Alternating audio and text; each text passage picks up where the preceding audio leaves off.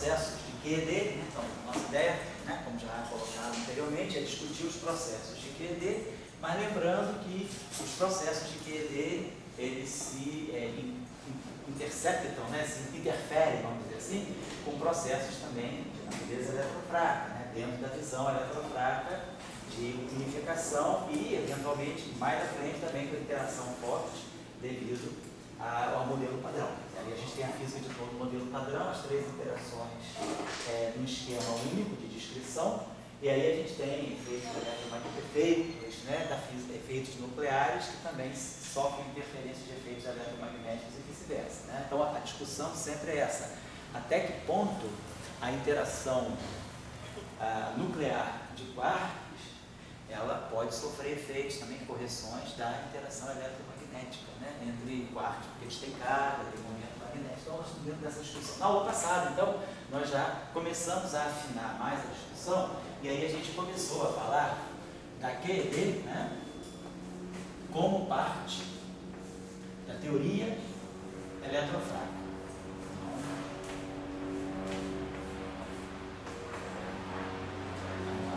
Eletrofrágil, então, é a nossa teoria SU2, né, espinho isotópico, e o 1 com a hipercarga frágil. Então, eu não vou repetindo, né, estou só retomando de onde nós paramos. Então, nós trabalhamos a descrição eletrofrágil, vimos então que na descrição eletrofrágil, né, nós temos a simetria. Muitas vezes é grafado também na literatura, ao invés de colocar aqui I de espinho isotópico, se coloca aqui o SU2 left. E aqui se coloca o 1 right. Por quê? Porque o setor left, que são o neutrino e o elétron left, eles ficam um dublete de SU2. Então associa-se o SU2 a simetria do setor left. E o setor right é um singlete. Então se associa o setor right ao singlete. Mas essa nomenclatura ela não é tão boa, porque um objeto que seja dublete de SU2, ele não está no setor left, mas ele tem a carga, o 1 também. A gente viu na aula passada, né? Que tanto o elétron quanto o neutrino left, eles têm carga, o 1, que vale um valor igual a 1, tem a mesma carga do 1. Mas a literatura é muito comum chamar SU2 left, o 1 right, ou o SU2 de espinho isotópico fraco e o 1 de hipercarga fraca. Bom, muito bem. Então nós resolvemos, né, para fixar as ideias, trabalhar com o setor de leptons. Então nós pensamos que nós vamos ter o elétron com o seu neutrino, né? Então a gente introduziu o setor leptônico, né? Introduzimos os leptons, e aí esses leptons nós arrumamos nessa estrutura. Um lepton, o neutrino left, né? Então neutrino left, correspondente ao lepton left. Então aqui eu vou colocar esse L maiúsculo, se refere a left. Esse L minúsculo se refere ao neutrino daquele lepton. Então vai ser o elétron com o seu neutrino, o mu com o seu neutrino, ou o tau com o seu neutrino, tá certo? Então a gente está colocando aqui o neutrino associado a esse lepton. E no setor right nós temos simplesmente o lepton right. Certo? Na aula passada, não vou repetir aqui, nós escrevemos um lagrangiano de Dirac, né, envolvendo o setor left e o setor right. Então nós tínhamos, aqui nós chamamos genericamente de L grande, né? Esse L grande aqui designa o neutrino e o elétron, e esse L aqui designa só o elétron right. Então nós tínhamos escrito na aula passada algo desse tipo, tem um lagrangiano, né, leptônico. Então ele vai ser esse barrado, lepton barrado, Mi, gama Mi, e aí aqui o dmi, a derivada covariante de SU2 e 1, atuando no left, e aqui nós tínhamos o setor right barrado. O right barrado,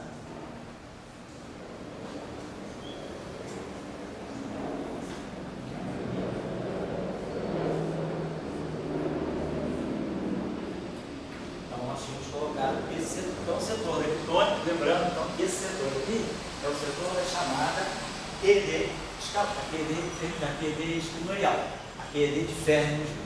Aí nós tínhamos introduzido, né, a noção dos derivados covariantes, sobre o que eu vou falar agora. Aí nós tínhamos falado sobre a ideia de, para esse modelo adquirir uma escala de massa, tudo aí fica sem massa. Então a ideia, né, toda a ideia da teoria de Salant-Schweiger é introduzir os escalares, então o setor de Higgs, né, introduzir o setor dos Higgs.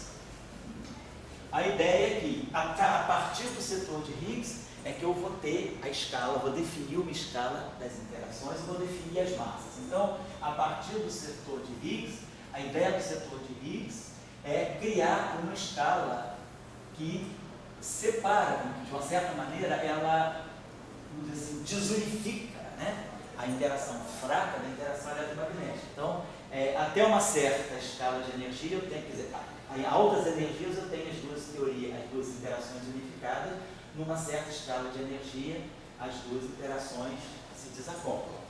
Eu estava querendo colocar para vocês, era isso. Então, o setor de Higgs entra aqui,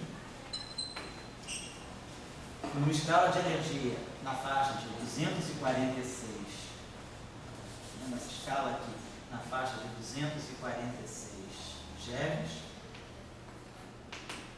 Esses Higgs aqui, eles realizam a transição de fase no sistema de tal maneira que eu termine aqui com o 1 eletromagnético. Então essa é a razão pela qual se introduz o Higgs. A discussão é por que o Higgs é escalar. Eu falei um pouco na aula passada, porque para ter um estado fundamental que não viole a simetria de Lorentz, que não tenha anisotropia, né, devido ao spin desse estado fundamental, somente campos escalares podem definir um estado fundamental de uma teoria que deva respeitar a simetria de Lorentz, mas ainda esse campo de Higgs, o estado fundamental, deve ser constante, ele independe de T e de X, porque ele não tem nenhuma energia para poder garantir que é o estado de mínima energia. O setor de Higgs, nós vimos na aula passada, ele é colocado num dublete, então aparece um dublete de campos de Higgs.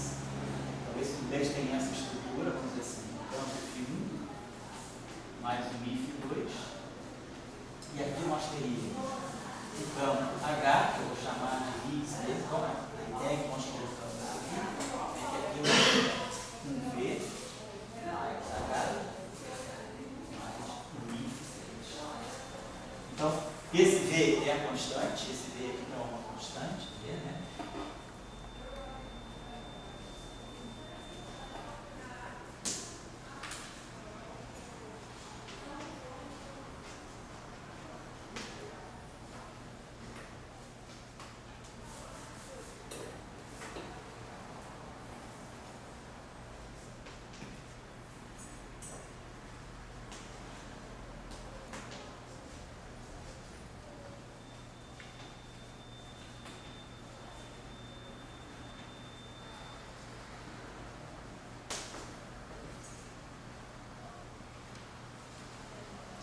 Então, esse V ele representa o vácuo eletrofrágil.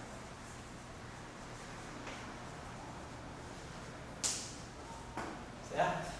E aí nós tínhamos colocado que nós fizemos isso, já aí introduzimos aí, quer dizer, o setor de Higgs, então, esse Higgs, desculpa, a gente tinha colocado aqui, esse Higgs aqui, ele é introduzido para representar na verdade, um escalar com carga eletromagnética positiva, e esse aqui, tudo isso aqui, representa um outro escalar, que eu estou decompondo esse escalar na parte real mais imaginária, esse também na parte real mais imaginária. Só que essa parte real aqui, eu estou quebrando desse modo, V mais H. Isso é uma coisa, vamos dizer assim, como a gente faz no oscilador harmônico simples, quando a gente desloca a posição de equilíbrio. Eu já só motivar para vocês por que aparece esse vizinho.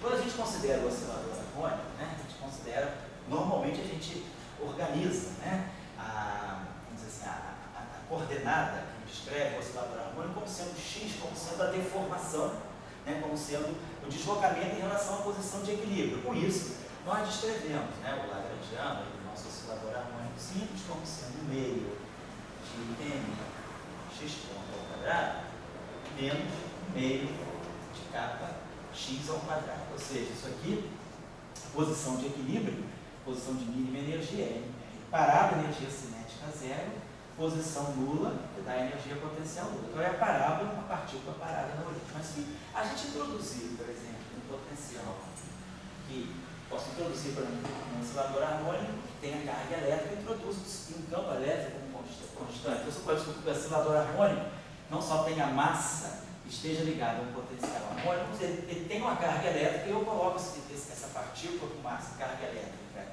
nesse potencial harmônico, num campo elétrico constante. Então, eu tenho um potencial aqui, vou colocar assim, sujeito a o campo, haveria uma força elétrica, né? Vou botar aqui a carga, né? Por exemplo, se tiver uma carga aqui, é x.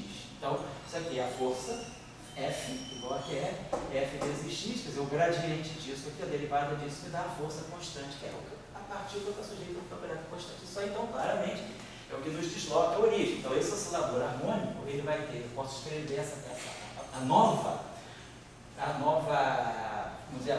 coordenada do oscilador harmônico de uma modo que eu leve em conta, introduza esse shift aqui, ou seja, eu posso escrever isso dessa maneira. Isso aqui vai ser x mais QE sobre K ao quadrado, né? Se eu levar isso aqui ao quadrado, vai ficar menos o meio de K por x2. Aqui eu vou produzir o termo misto, vai produzir o 2 que vai cancelar o 2, o K que vai cancelar o K vai produzir o QEx. E aqui eu vou ter um termo meramente constante, que simplesmente é o constante da energia, quer dizer, a gente pode sempre definir a menos de essa energia, esse termo constante que vai, eu teria que fazer isso aqui, para compensar isso aqui, eu teria que colocar aqui mais um meio de Q2 E2 sobre kappa, né? Que aqui vai produzir um K2 e um K. Então, esse termo aqui cancela esse termo espúrio que eu introduzi ao completar esse quadrado, né? Esse quadrado completo aqui é isso tudo, mas com isso aqui, menos isso aqui. Beleza. Claro, isso aqui não dá nenhuma contribuição para a equação de Campos, é uma constante. Se eu tirar as equações de Euler-Lagrange, ninguém vai derivar essa constante. Então, eu estou habilitado a descrever o novo oscilador harmônico por uma nova coordenada y. Coordenada y vai ser QE sobre K mais x. E aí eu chamo isso aqui de y. E é claro, opa querida, vai com Deus, ó, vamos torcer amanhã, hein? Tudo certo, tá? Tchau. Então isso aqui vai ser a nova coordenada y, mas a derivada disso aqui é zero. Então y ponto é igual a x ponto. Então no final do dia, então é como se eu tivesse esse oscilador harmônico. O papel dessa força elétrica, digamos assim, foi simplesmente deslocar o ponto de equilíbrio das oscilações. Vou botar isso ao quadrado. Então eu tenho, na verdade, o que eu tenho um oscilador harmônico. Só que esse oscilador harmônico, ele não está oscilando em torno de x igual a zero. Ele está oscilando y. A posição de equilíbrio dele é y igual a zero. Mas quando y for igual a zero, x é igual a menos q sobre k. Então, em vez de estar meu oscilador oscilando em torno do x igual a zero, quer dizer, o que eu fiz foi isso, em vez do meu poço, né? Tá assim, a posição de oscilação dele vem para cá.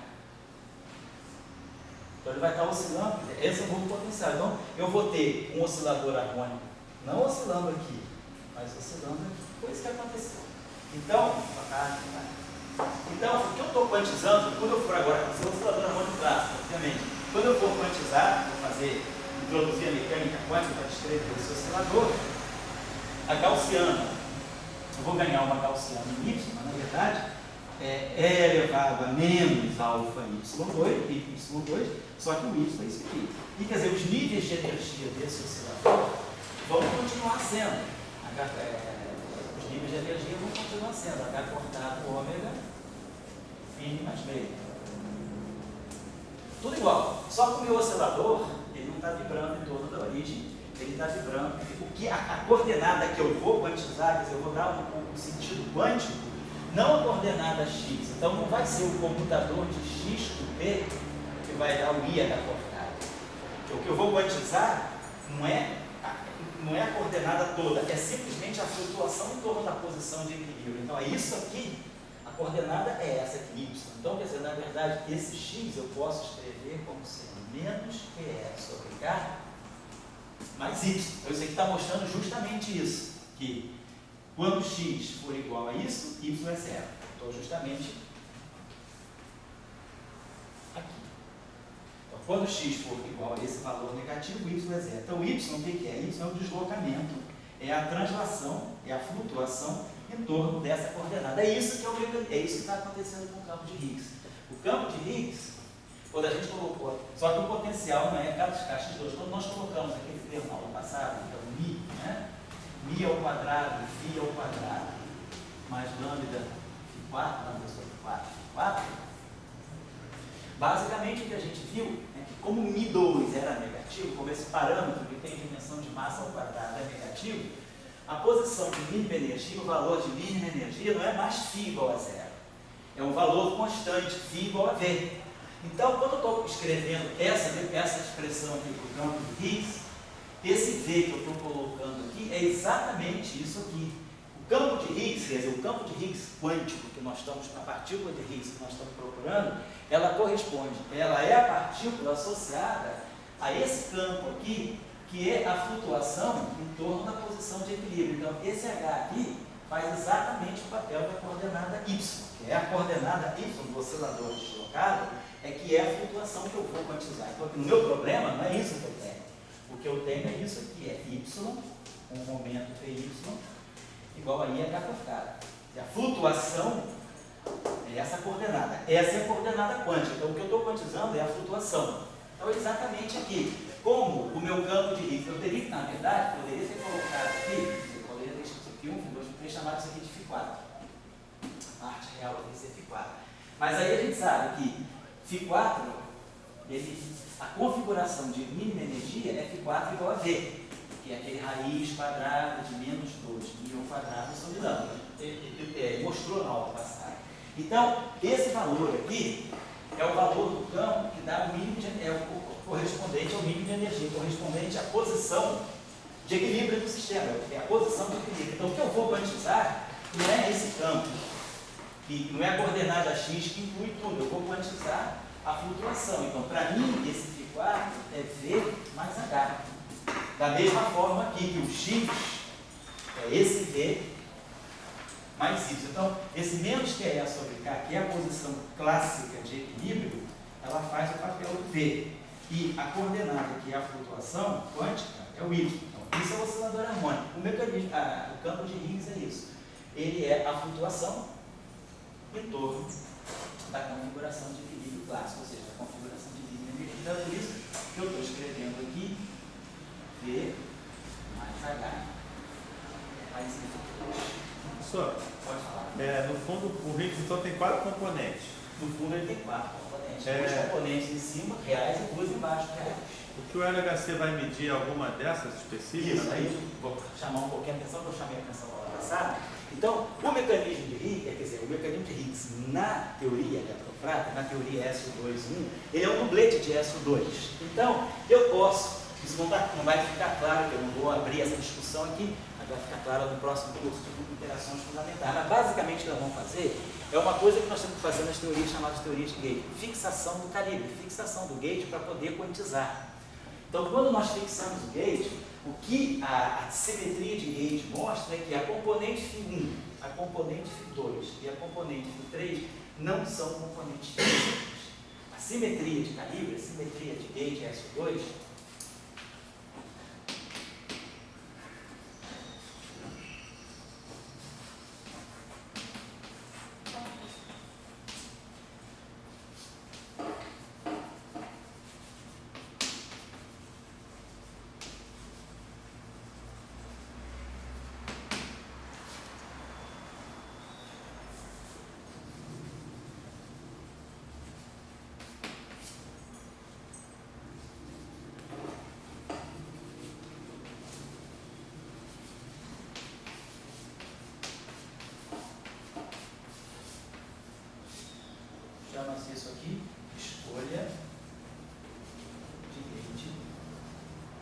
Quando nós vamos falar do propagador do fóton, pode ser no final da aula de hoje, na próxima aula, se você olha, assim, e emoção. Você tirou a posição dele, vamos ver se ele vai conseguir sentar em outro lugar. Ele vai te tirar. Sheldon só senta naquele lugar, né? Vai ser difícil. Então, quando a gente for falar do propagador do fóton, nós vamos ter que enfrentar essa questão. Tem que escolher o gauge. Para eu poder tirar o propagador do fóton, quantizar uma teoria de carreira, eu tenho que escolher o gauge. Se eu tiver uma teoria, no caso da eletrodinâmica quântica fora, descolada do modelo padrão, a eletrodinâmica quântica simplesmente eu fixo o calibre em cima do campo de gauge. Mas na teoria eletrofraca eu tenho mais possibilidades de fixar o calibre. Eu posso fixar o calibre em cima do campo de gauge, mas eu posso fixar o calibre também no Higgs. O Higgs ele deixa margem para isso. Eu preciso introduzir o dublete de Higgs, mas no final do dia, no final de tudo, a gente mostra que essa componente e essa componente, do ponto de vista físico, são supérfluas para tudo aquilo que o Higgs deve fazer. Então, isso corresponde à chamada escolha de gauge, escolha do gauge unitário. O gauge unitário, ele me permite trabalhar com o Higgs apenas com aquilo que é realmente essencial para a física do Higgs. Φ1, você pode fazer todo um tratamento de teoria eletrofráca com Φ1, Φ2, Φ3, mas esses campos nunca vão aparecer no setor físico da teoria. Quer dizer, não são esses campos, não são essas partículas correspondentes a Φ1, Φ2 e Φ3 que vão aparecer no LHC. Para efeito de LHC, o que nós temos é esse Higgs aqui. Depois da chamada escolha de gauge unitário, a gente reconduz o Higgs a essa forma aqui, 0 V mais H. Então é esse campo, isso aqui descreve a configuração de equilíbrio e o H é a flutuação quântica do campo de Higgs em torno da configuração de equilíbrio. Então esse cara aqui, que é o campo de Higgs,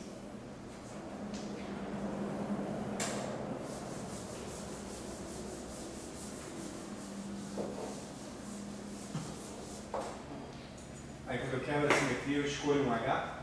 Quando você quebra a simetria, você já escolheu o Φ1, Φ2, Φ3 igual a 0. Ah, não. H sobra. Mas eu achei que a quebra de simetria era diferente da escolha do gauge. Não, na verdade, quando você quebra a simetria, você escolhe V. O que você escolhe é a configuração de mínima energia. Você escolhe o V. Ah, tá. Certo? Então, o campo de Higgs está aqui. Essas outras componentes que foram eliminadas, elas não atuam na geração de massa das partículas, não? Não. Tudo vem dali. Tudo vem desse? Até uma boa observação. Até por isso que é justamente esse que fica. Aqueles outros são supérfluos para geração de massa. Oi? Só Φ4 respeito à simetria. Para vocês também, vai com Deus. Tchau. Oi? Só Φ4 é invariante para a simetria e os outros não chegam a ser invariantes. Só Φ4. Você pode jogar toda a transformação de gauge em cima do Φ1, Φ2, Φ3. Isso mesmo. Aí o Φ4 sobe, ele não percebe a transformação de gauge, então não tem como ser zerado. Só tem o efeito nele, porque ele é o único que permanece. Ele é o único que permanece. Os outros são supérfluos.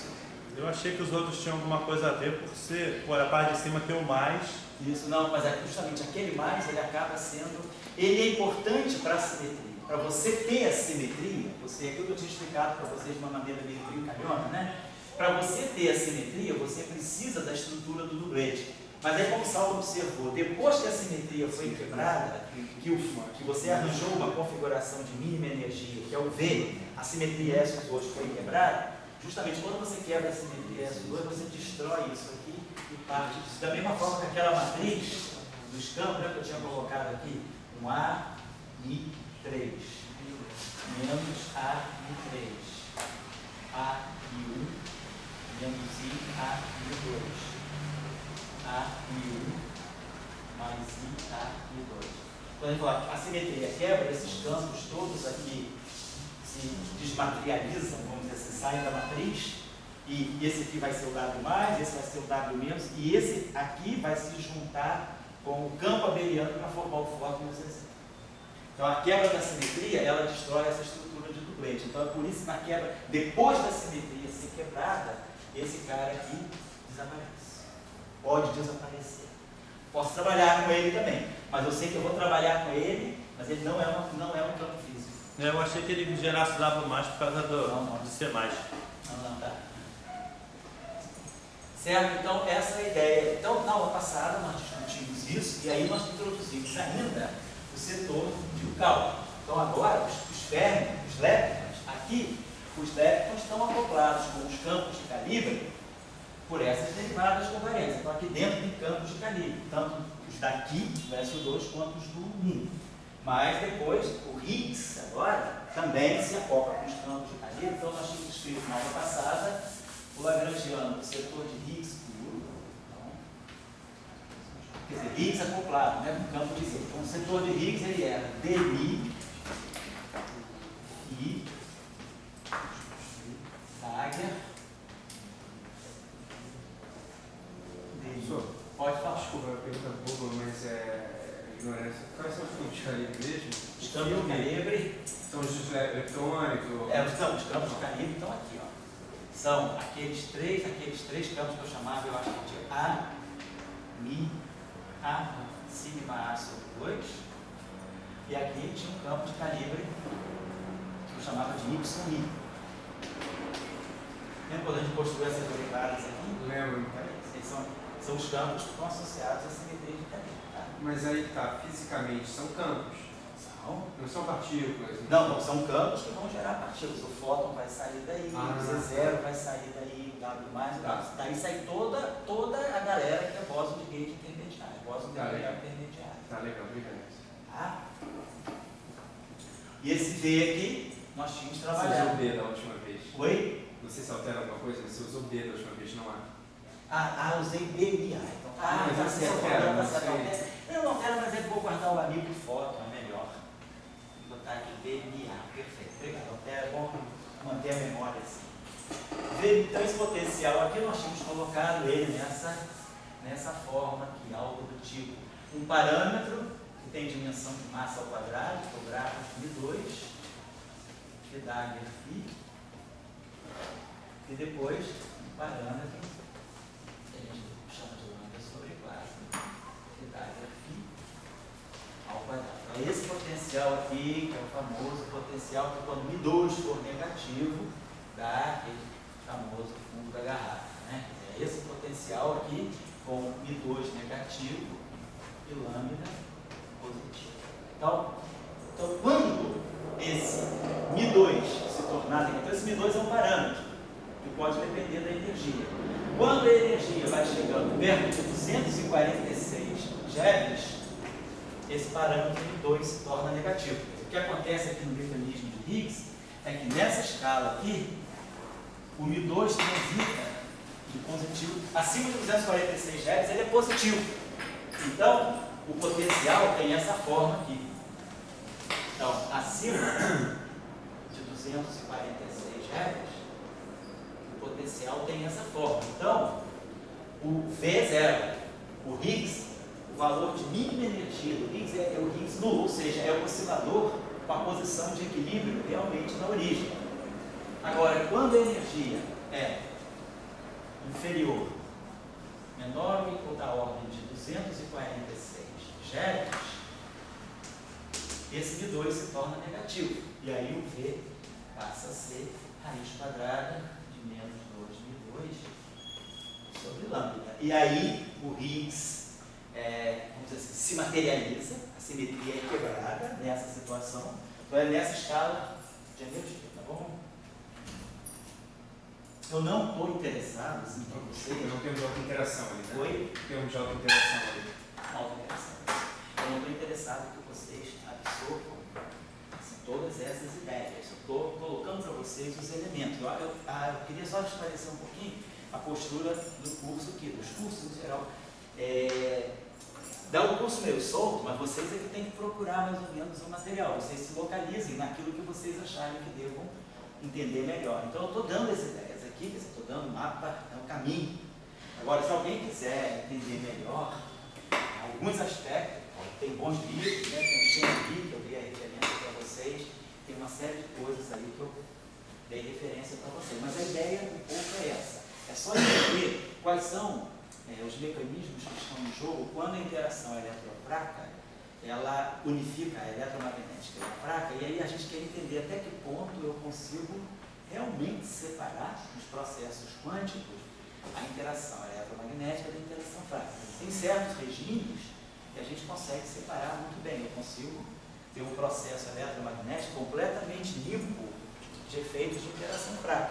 Mas se eu começar a mexer na escala de energia, eu começo a subir na escala de energia, eu começo cada vez mais a ver essas duas simetrias se restaurarem.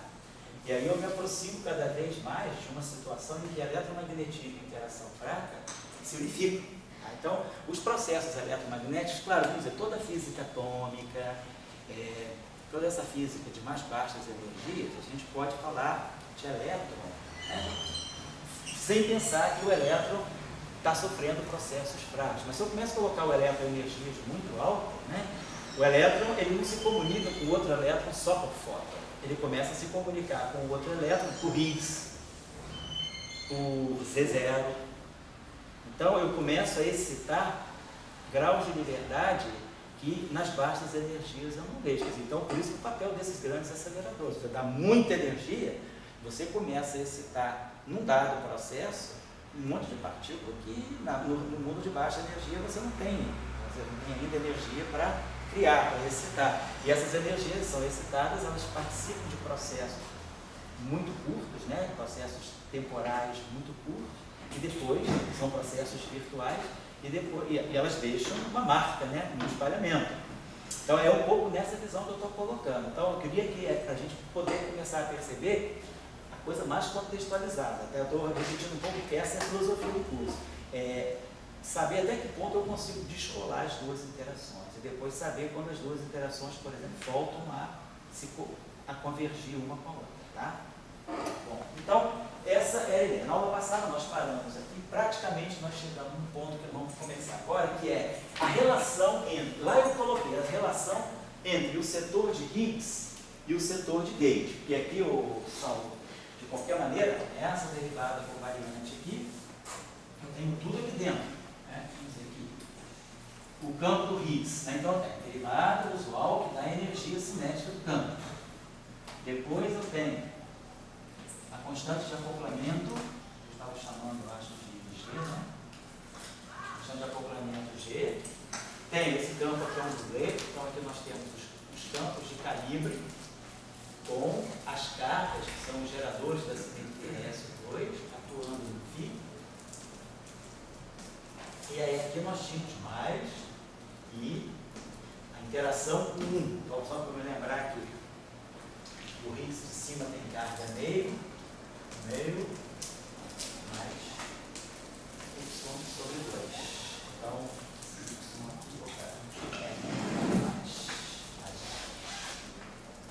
Então, o Y, esse Y, então a carga, eu vou colocar aqui o valor da carga, o 1 do campo φ. Mas a carga 1 do campo φ é 1, nós tínhamos visto na aula passada. Então, não preciso colocar, coloco aqui o campo de calibre da simetria 1, coloco aqui o campo de Higgs, certo?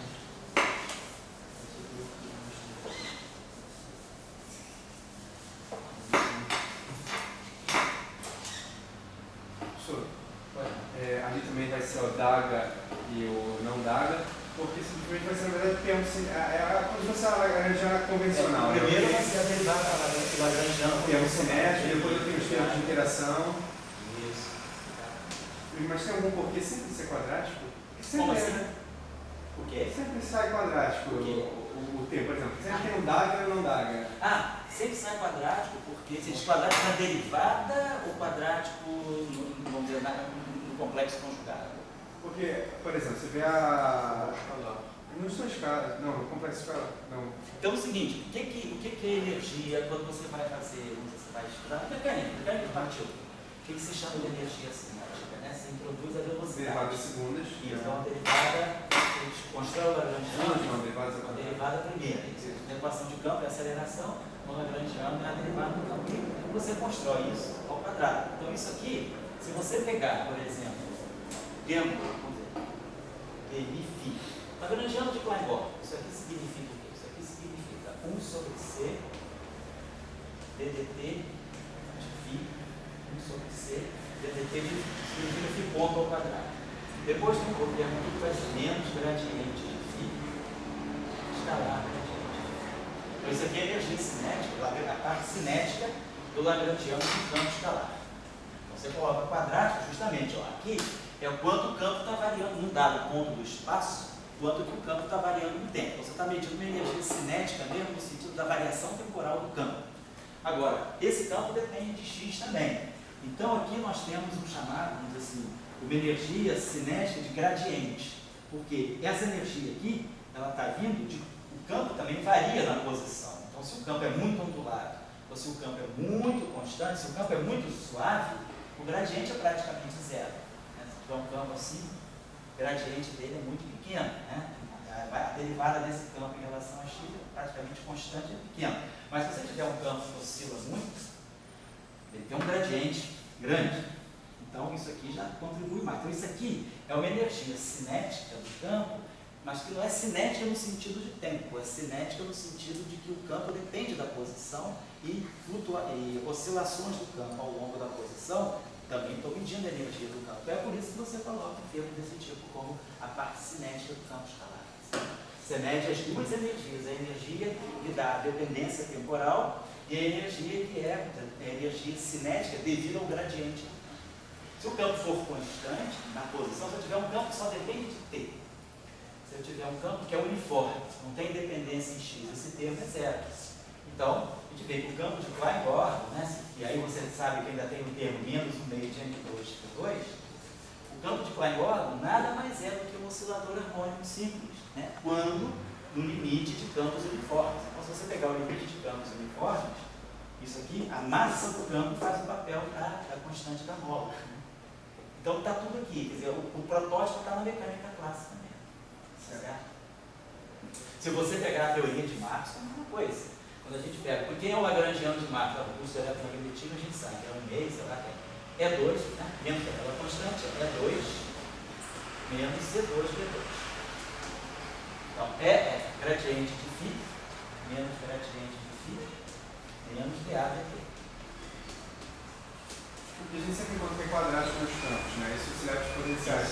Mas a origem física, entendeu? Por que é quadrático? Olha aqui no eletromagnetismo você vê também. Isso aqui é o lagrangiano de Marx. É 2 menos C2 D2. Né? Isso aqui dá origem das equações de Marx. Então, menos gradiente de φ menos dA dt. Deu rotacional de A.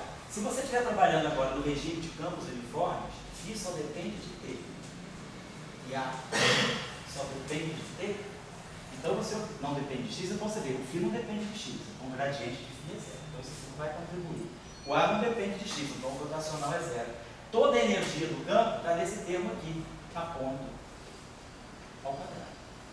Então o campo eletromagnético, na configuração de energia, na configuração de campo uniforme, ele na verdade é um oscilador, vamos dizer, é uma partícula livre, né? Não tem nem tempo de oscilação, ele é uma partícula livre tridimensional, com 3 graus de liberdade. Ele é A1 ao quadrado, A1 ponto ao quadrado, mais A2 ponto ao quadrado, mais A3 ponto ao quadrado. Então esse lagrangiano, no limite de campo uniforme, ele sempre reproduz algum modelo mecânico. É por isso que você vê a correção da energia. Certo? Obrigado. Nada. Bom, então... Pois não? Essa derivada covariante está para tirar pelos modelos de campo de Gauge. Isso, pela simetria S2, pela simetria. E já produzir os termos de interação de corrente. Isso, exatamente. Tá.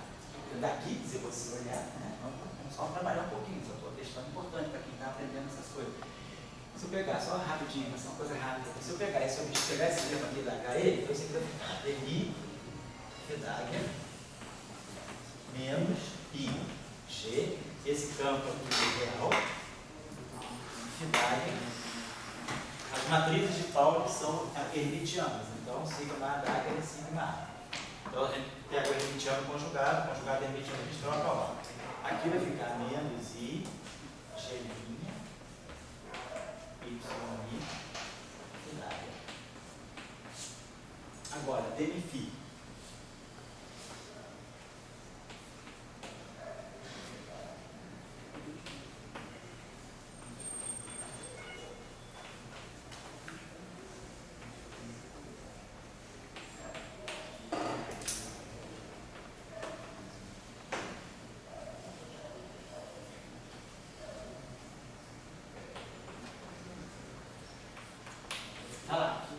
Então, Felipe, aí como Saúl de observar, esse termo aqui interfere com esse, dá um termo cinético do campo, né? Fidag é termo cinético, estou embora.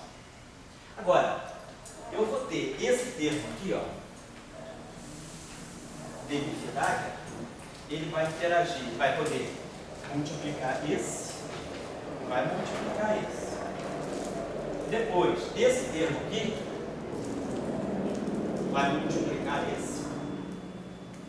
Claro, todos os outros. Vai multiplicar esse, vai multiplicar esse. Então, se a gente olhar, se a gente abrir essa expressão aqui, vale a pena só para a gente fazer uma radiografia desse termo, para as coisas ficarem mais palpáveis. Então, vamos. Então, o primeiro termo é o densidade, Então, isso aqui é a parte média, puramente energia cinética do campo de Higgs. Então, se vocês observarem bem, já tendo feito a escolha do nosso Higgs, né, esse termo aqui, o Fidag, então, Fidag é 0 V mais H. Por quê? Porque o H é real. Então, estou tirando nada, estou simplesmente pegando aquele vetor coluna 0 V mais H e deitando ele, claro, com uma derivada, mas a derivada do V é 0. Então, esse termo aqui nada mais é do que o dH. E aqui eu tenho 0 dH.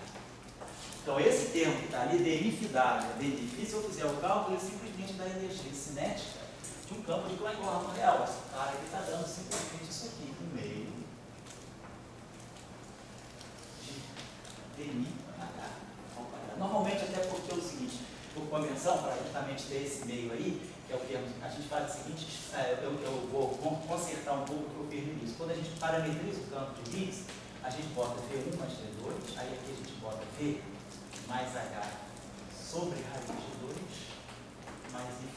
Só faz isso por uma mera convenção, para poder o termo cinético correspondente ao H ter o fator meio e dar o termo de Klein-Gorham normal de um campo escalar real. Só para poder usar a normalização canônica, a normalização usual do campo de Klein-Gorham. Mas se não colocar, não tem erro, ninguém vai errar. Simplesmente vai compensar a não colocação daquele raiz de 2 na hora de derivar as regras de Feynman, vai derivar com o fator 2 a mais. Então, colocar ou não colocar esse ponto não tem problema. O que não pode é o cara não colocar o raiz de 2, mas pegar as regras de Feynman de quem coloca. Então, sempre que a gente pegar um livro, for olhar nos apêndices do livro, as regras de Feynman de um dado modelo, é bom voltar no texto e ver se tem fatores nos lugares certos, porque às vezes você coloca fator ou não coloca, nenhuma física muda se eu colocar ou não colocar o raiz de 2. Agora, quando a gente estuda, aí eu teria esse termo aqui, o termo de Klein-Gorham, mas aí quando a gente estuda a teoria de quantiza o campo escalar de Klein-Gorham, o propagador dele é I sobre K2 menos N2. Nesse caso aqui, o propagador iria sair assim.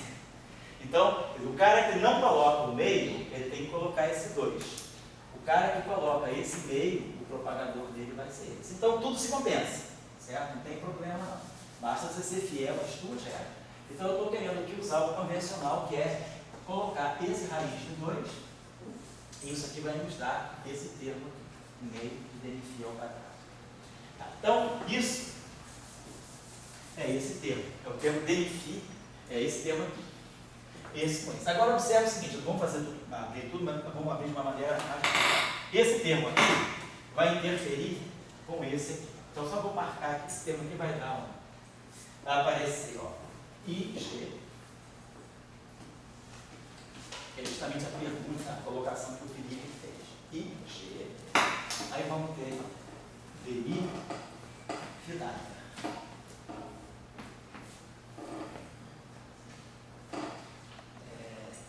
Sigma D sobre 2, posso botar esse sobre 2 aqui, não faz? E aqui, GMI. Então é esse termo aqui, foi tudo bem, cara. Esse termo aqui com esse aqui. Mas agora eu vou poder pegar esse termo aqui com esse aqui, que vai dar justamente o conjugado complexo desse termo aqui. Esse termo aqui vai ficar dNφ, vai ficar exatamente o isso aqui, vai ficar menos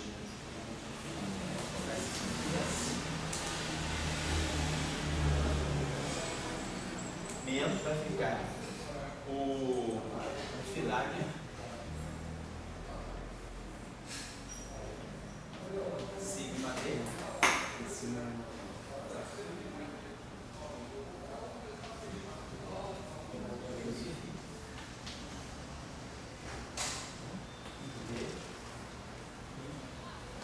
perceber aqui a árvore que faz esse termo aqui, o índice é mútuo, posso trocar Então, ó, esse termo aqui já está dando esse termo, essa interferência desse termo com esse termo, e a interferência desse termo com esse termo. Depois eu vou ter um termo semelhante para o y. Então, isso aqui é linear no campo de calibre. Então, isso aqui é uma corrente de um campo de Higgs interagindo com um campo de calibre. É exatamente a estrutura daquele, ó, Jμ vezes o AμI. Só que nesse caso o campo de calibre é o MA. Tem o índice de Young e Mills, né? E aqui essa corrente também tem um índice A, é uma corrente JμA. E aqui é o MA. Então é a estrutura típica de uma interação de gauge. Corrente e campo. A interação é o protótipo da interação eletromagnética, né? Carga, né? A gente tem potencial. Como é que é o lagrangiano de uma partícula carregada? É o ρ vezes o φ, que é a parte temporal, e depois a corrente J escalar 4. É o típico modelo da interação de um campo com uma corrente. Então isso aqui é justamente o campo de Higgs, que está no o bóson vetorial do SO2 antes da quebra de simetria, né? Interagindo aqui. Eu ainda não declarei aqui quem é meu Higgs, eu estou colocando a coisa geral, né? Como se eu estivesse fazendo isso aqui ainda.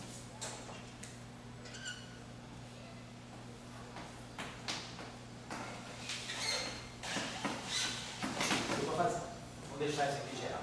Aí agora eu vou ter a mesma situação, pegando esse cara aqui com o y, φ, e esse cara aqui com esse. Então eu vou escrever mais uma outra, um termo muito semelhante, que é um termo do tipo, aqui é mais i, g'.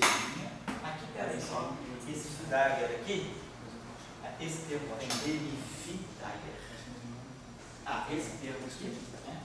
Com esse aqui, tá certo.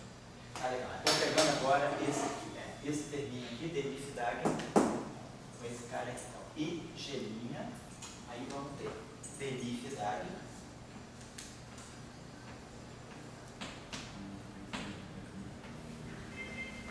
Aqui é g', né? Então, df Dagger, φ, menos agora esse termo aqui, φ Dagger,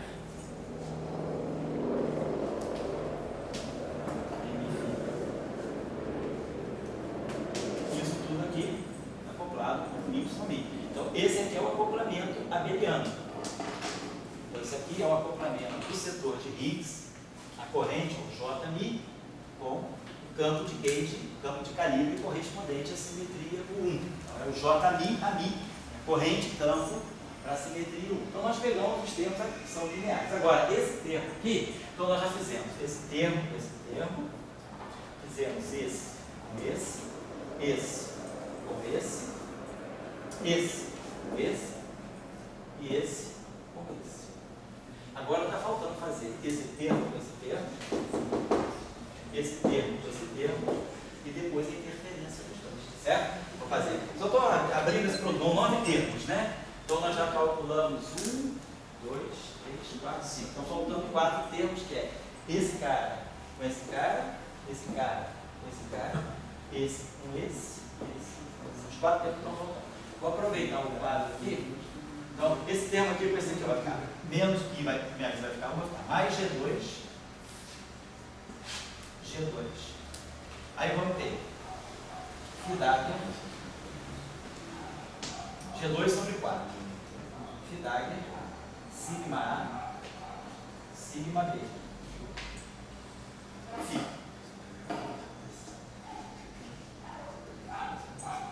DMA,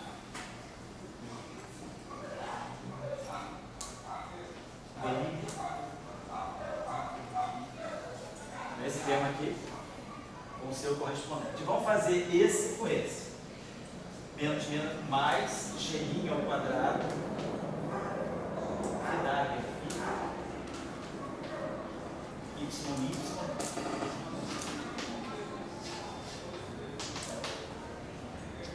E agora tem um termo de cruzamento. Vou poder ter esse termo aqui com esse e, obviamente, o outro. Então, para quem está copiando, eu vou riscar isso aqui para dizer que agora essa linha não tem mais, e vou prosseguir para cá, colocando os dois termos que faltam, que é esse termo que fala. Menos I com I dá 1, então vai produzir um termo agora mista de G com G', aí vai ter Φ' sigma A, G sobre G' sobre 2, Φ' sigma A, Φ. Aí vamos ter B, Mi, A, Y, Mi. E vamos ter mais G, G' sobre 2. Φ' sigma B, mas essa não vai ser Φ'. Na verdade, vai ser a mesma coisa, né? Φ' sigma A. Isso. Você vai aparecer duas vezes. Perdão. Ó, sai. Então vou apagar isso aqui do meio, evitar muita poluição. Então, eu vi, em função da tua questão, né, vamos elaborar um pouquinho mais, então vou colocar esse termo aqui mais para cima, só para G'.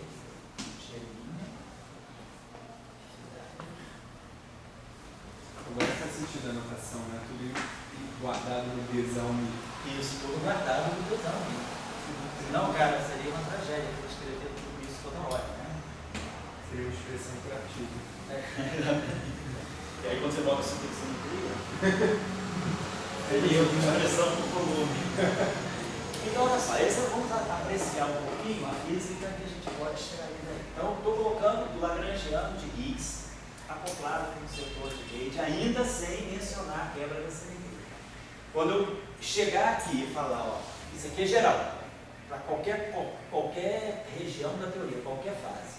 Quando eu chegar e declarar que o campo de Higgs assume essa forma, simplesmente uma flutuação real em torno da configuração não trivial de vácuo, aqui eu estou na fase que a simetria é quebrada espontaneamente. Aqui, então, SU2 foi quebrado. Eu estou aqui. Quando eu faço isso, eu estou aqui chegando a isso. É o que a gente quer começar o curso aqui, né?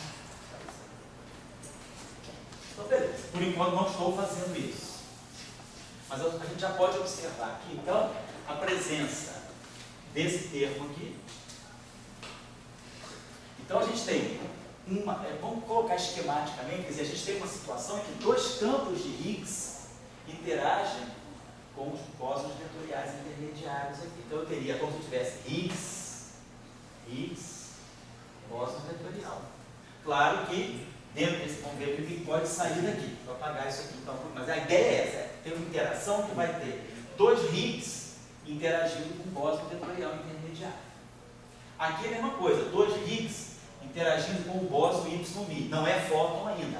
O fóton e o Z0 e os W só vão aparecer quando eu adotar aquela notação, aquela situação de quebra de simetria. Mas eu só estou querendo colocar que, qualitativamente, a gente vai ter interação de dois Higgs com o campo de Higgs. Agora, aqui, essa situação, quer dizer, hoje para nós isso aqui não é novo, mas na época, lá na década de 30, né, quando o Majorana trabalhou nisso, então você está bem, está igual a Majorana, está igual a Pauli, está igual a Vascoff, está no pé de igualdade, né? Na época, aqui observe só uma coisinha, só para uma questão simples de álgebra, né?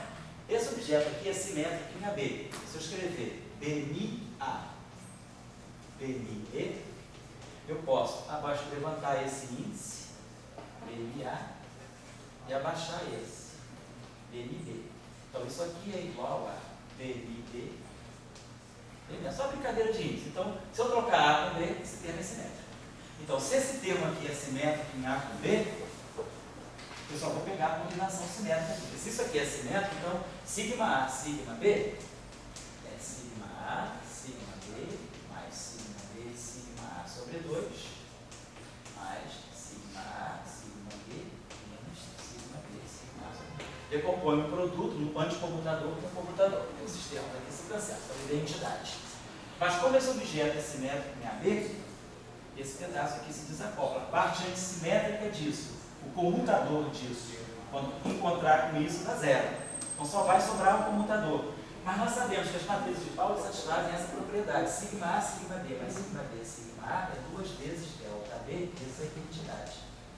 Então, para efeito desse termo, eu substituo substituo sigma A, sigma B por 2 vezes delta de AB, que é a matriz identidade. Então isso aqui vai dar 2 vezes, então vai ficar G2 sobre 2. E o sigma A, sigma B vira o delta AB. Então isso aqui fica aqui. E aqui fica PLA, PLA. Então, essa interação não muda, vamos dizer assim, o flavor dentro do S2. Eu não tenho um acoplamento de A com B. A se acopla com A. Porque antes, quando estava aparecendo aqui, parecia que essa matriz sigma A, sigma B acoplava o A com B dentro do grupo S2, mas agora não. Então, é um acoplamento. Então, esse acoplamento a gente chama de vértice gaivota.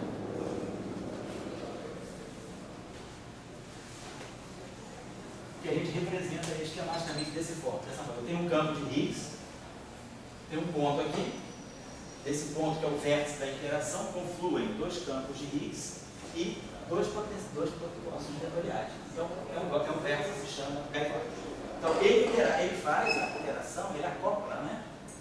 2 campos de Higgs com 2 campos vetoriais. Isso já acontece na eletrodinâmica. Essa era a discussão que Weisskopf, lá na década de 30, seria uma eletrodinâmica para campos escalares. Na época do Dirac, ele formulou a eletrodinâmica para campo fermiônico, o campo do Dirac, que era o que estava mais ou menos em alta na época. Fermi, quando deu os cursos dele em 1930, deu em cima da eletrodinâmica de Dirac. Daí ele colocou o Majorana para estudar o que seria uma eletrodinâmica para campos escalares, que foi o que o Weisskopf e o Pauli faziam. Então, na eletrodinâmica escalar, também nós podemos ter uma espécie de auto-interação dos fótons, só que não é uma auto-interação dos fótons puros. Eu preciso da matéria escalar. Então, a matéria escalar, ela consegue acoplar 2 fótons simultaneamente, coisa que a matéria fermiônica não faz. Quando a gente olha o setor dos férmions aqui, todo esse setor aqui é linear no campo de Gauge, nunca vai aparecer 2 campos. Então, se eu pensar que isso aqui, nesse ponto aqui, que eu tenho férmio, aqui vai sair um único campo de Gauge. Então, a interação fermiônica, ela só produz um campo de Gauge. A interação de Gauge dos férmions é feita 2 férmions com um campo de Gauge. A interação do setor escalar, não, eu tenho esse vértice aqui, esse aqui seria 2 escalares e um bóson vetorial. Esse vértice aqui é típico já da eletrodinâmica espinorial. Mas esse vértice aqui é particular das partículas escalares, é específico das partículas escalares. Então, 2 campos BMIs, né? Vão poder interagir, isso tudo vai ser importante depois, lá na frente, para as regras de fato. Aqui é a mesma coisa. Eu tenho 2 Higgs interagindo com 2 Y. E aqui tem que dar a situação que é mais interessante, que é daqui que vai sair o fóton, é isso aqui, ó. Se alguém quiser marcar isso na teoria, é tipo o livro da Agatha Christie, né? Você tem que tentar entender a hora que você entende quem é o assassino. Pode até faltar, né? Faltar, obrigado. Quebrou minha explicação policiesca. A gente tem que procurar no romance, né? A gente tem que procurar no romance a hora que você identifica. Mas o livro da Agatha Christie é bom, você chegar lá no final, você está perdidão, né? Todo mundo já passou por essa fase, né? Eu vou achar o assassino no meio do livro, eu vou ler, né? Com lente para... É ali, ó. É aqui nesse instante, é aqui que vai ser a gênese.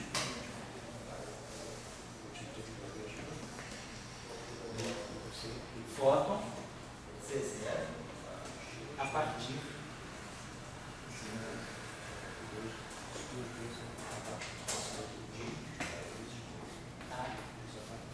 I3.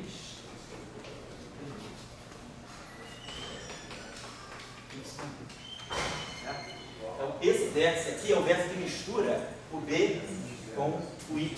Só ali não tinha 2 não, é o que minha cabeça. Tá vendo como é que é ruim? Somando 2 vezes. Como é que a gente é inseguro? Eu sou inseguro, eu estou seguindo vocês aí, então tá certo. Obrigado.